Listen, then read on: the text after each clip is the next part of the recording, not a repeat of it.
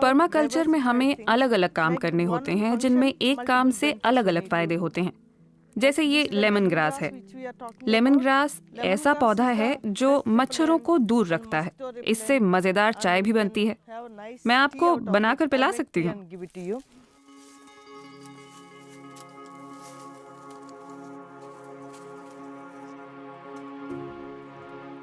Padma Coppola आज खुशहाल हैं।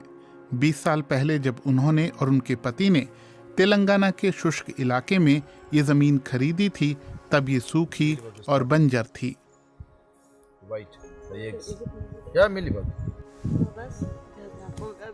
अपने लिए खुद खाना उगाने की कोशिश में इस दंपत्ति ने एक एक पेड़ लगाकर अपना फार्म बनाया।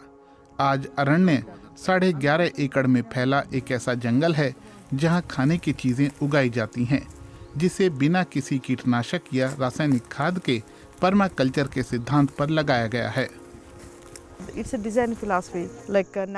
प्रकृति की तरफ झुकाव होना एक डिजाइन फिलॉसफी है। हम खतरों को आंकते हैं, जैसे अगर यहाँ हवा है या आग है तो इस पर काबू कैसे पाएं? वास्तविक मायनों में यह प्रकृति के साथ काम करने जैसा है, उसके खिलाफ नहीं। आपको हर जीव के बारे में सोचना होता है, उनका ध्यान रखना होता है और एक सद्भावपूर्ण जीवन जीना होता है। इसका मतलब है अरण्य के इकोसिस्टम का हर पौधा और जीव कीमती है और टिकाऊ खेती के स्वरूप में एक महत्वपूर्ण भूमिका निभाता है। अगर आप फल और सब्जियों के फसल चक्र को समझ लें और मिट्टी को ठीक रख पाएं, तो कीड़े मकोड़ों की दिक्कत नहीं होती।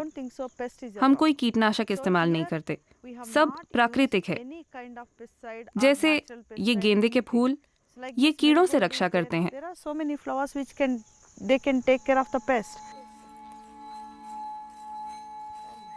इनकी सफलता को देखते हुए आसपास के लोग भी अब पर्माकल्चर को समझने लगे हैं। इस इलाके में पिछले 10 सालों में खेती बहुत बदल गई है। सामान्य खाद्यान्न की जगह लोग अब मक्के जैसी छोटी व्यावसायिक फसलें भी उगाने लगे हैं। मक्के का वो इस्तेमाल नहीं कर सकते। इस फसल को मुर्गियों के खाने के लिए उगाया जाता है।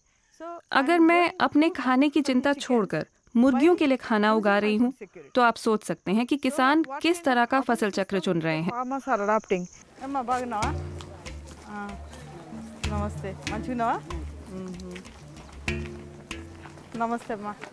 इसका मतलब ये हुआ कि अभी तक आदिवासी किसानों का भविष्य पोषक खाने और खाद्य सुरक्षा के बिना अंधेरे में था। लेकिन पद्मा और नरसन्ना ने टिकाऊ खेती के मॉडल में महिलाओं को साथ में लाकर जड़ से ही उनकी परेशानियों को दूर कर दिया है।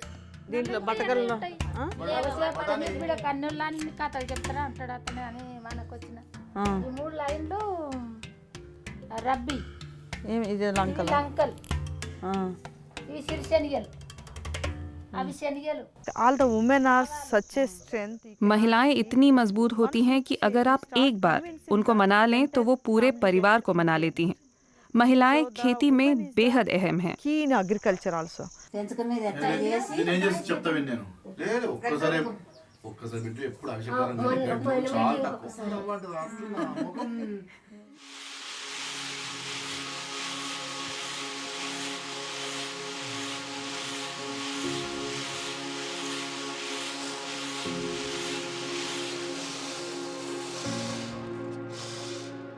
सबसे पहले इनके साथ काम करने वाली महिला थीं सामम्मा।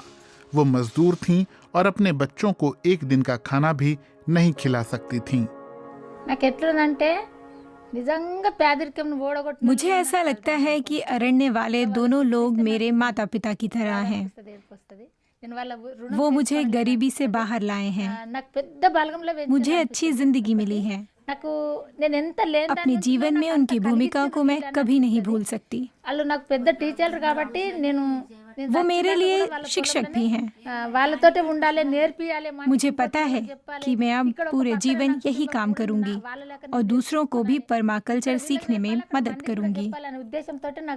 చాలా సంతోషం అనిపించే నేను ఇప్పుడు మన కన్న గురువుని సెలకల పున్నదమ్మ కలువవద మురండయమ్మ మీరు ఓపికతో दूसरी महिलाओं के साथ अरण्य में काम करते हुए समाम्मा के पास आज एक बड़ा प्लॉट है जिसमें वो अपने बच्चों के पोषण में काम आने वाली हर फसल उगाती हैं। वो परंपरागत और पर्माकल्चर दोनों से खेती करती हैं। समाम्मा और उनके जैसी कई दूसरी महिलाओं के लिए इसका मतलब आत्मनिर्भर होना है। साथ ही इससे सरकारी राशन पर उनकी निर्भरता कम हुई है। अगर आप इस सिद्धांत को समझ लेते हैं और प्रकृति के करीब हैं, तो ये बहुत आसान है। जब आप उत्पादन के तरीके सीख लेते हैं कि पैदावार कैसे करनी है, तो आपको तनाव लेने की जरूरत नहीं रह जाती। इसी से सुरक्षा मिलती है।